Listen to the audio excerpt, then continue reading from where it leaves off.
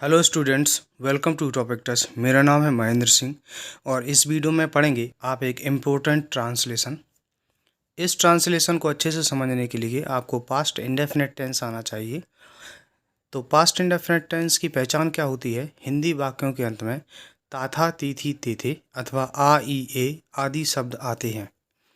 जैसे उसने मुझे अपना पेन दिया, तो इसमें लास्ट में साउंड आ रहा है आ का। जैसे उसने वहाँ जाने की प्रतिज्ञा की, तो इसमें आ गया की मात्रा लगी है, यानी कि बड़ी ई का साउंड आ रहा है। वे यहाँ आए, इसमें ए का साउंड आ रहा है। आ, ई, ए भी आता है। और ता था, ती थी, ते थे, वह वहाँ जाया करता था। ये सेंटेंस भी पास्ट इंडेफिनिट का है। पास्ट इंडेफिनिट टेंस में कर्ता के बाद क्रिया की सेकंड फॉर्म का यूज़ करते हैं अफर्मेटिव सेंटेंस में। ये बात आपको ध्यान रखना है, इससे ट्रांसलेशन बनाने में आपको बहुत ज़्यादा सरलता होगी। ट्रांसलेशन का पहला सेंटेंस है, कलिंग के युद्ध ने सम्राट अशोक का जीवन बदल दिया। तो सब्जेक्ट है कलिंग का युद्ध। कलिंग का युद्ध एक ऐतिहासिक घटना है, इसलिए इसके साथ द लगेगा। द कलिंगा वॉर ऐतिहासिक घटना होने के कारण कलिंगा का के कैपिटल और युद्ध यानी कि वॉर का W capital. The Kalinga war. अब मुख्य क्रिया है इसमें बदल दिया। देखिए या आ का साउंड है, पास्ट इंडेफिनिट, क्रिया की सेकंड फॉर्म लगेगी। बदल देना चेंज, सेकंड फॉर्म चेंज्ड। अब क्या बदल दिया? सम्राट अशोक का जीवन। जब भी इस प्रकार से सम्राट अशोक बीच में का फिर जीवन ऐसे लगा हो तो पीछे से स्टार्ट करते हैं। पहले जीवन की स्पेलिंग, फिर का की, फिर सम्राट अशोक। हमेशा से ऐसा ही करते हैं। जीवन यानी कि द लाइफ, का यानी कि ऑफ, सम्राट अशोक यानी कि एम्परर अशोक। तो पूरा सेंटेंस बनेगा, the Kalinga war changed the life of emperor Ashok. अगला सेंटेंस है, उसने कलिंग के युद्ध में असंख्य लोगों को बिना बात मरते हुए देखा था। ये भी पास्ट इंडेफिनिट है। तो कर्ता क्या है इसमें? उसने, यानी कि ही। मुख्य क्रिया क्या है? देखा था। कर्ता के बाद क्रिया आती है पास्ट इंडेफिनिट। सी की सेकंड फॉर्म होती सौ। किसको देखा था? असंख्य लोगों को, यानी कि इन्यूमरेबल पीपल।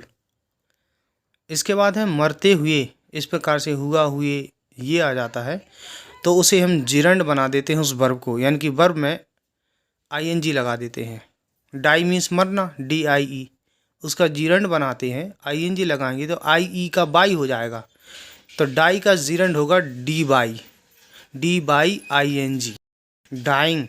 और इसके बाद है बिना बात, यानी कि विदाउट एनी रीज़न। इसके बाद रह गया कलिंग के युद्ध में, यानी कि इन द कलिंगा वॉर। तो पूरा सेंटेंस होगा, he saw innumerable people dying without any reason in the Kalinga war. इसके बाद नेक्स्ट सेंटेंस है, इसके बाद उसने कभी भी युद्ध ना करने की प्रतिज्ञा की। इसके बाद यानी कि आफ्टर दिस, और फिर लगेगा कॉमा। उसने, करता उसने यानी कि ही, प्रतिज्ञा की यानी कि फर्स्ट फॉर्म होगी टेक अ प्लेज और सेकंड फॉर्म होगी टेक की सेकंड फॉर्म टुक। तो टुक अ प्लेज, उसने प्रतिज्ञा की, ही टुक अ प्लेज। कभी युद्ध ना करने की, इसमें लगा कभी और फिर लगा ना, कभी ना यानी कि नेवर होगा इसका अर्थ। ही टुक अ प्लेज नेवर, युद्ध करने की, कभी, यानी कि टू फाइट एनी वॉर। करने लगा है नानी ने, इस वजह से फाइट को बना देंगे इन्फिनेटिव, यानी कि उसके आगे टू जोड़ देंगे। तो ये पूरा सेंटेंस बनेगा, after this he took a pledge never to fight any war. Next sentence है, उसने धर्म का मार्ग अपनाया और जीवन में अहिंसा तथा प्रेम को महत्व दिया। उसने यानी कि ही। अब देखिए इसमें दो सेंटेंस हैं, उसने धर्म का मार्ग अपनाया और के बाद अगला सेंटेंस लगा, तो हम पहले इतना ही बनाएंगे, उसने धर्म का मार्ग अपनाया, यानी कि ही अपनाया पास्ट इंडेफिनिट टेंस। फॉलो, अपनाया यानी कि उसका अनुसरण किया, फॉलो किया उसको, followed second form, he followed.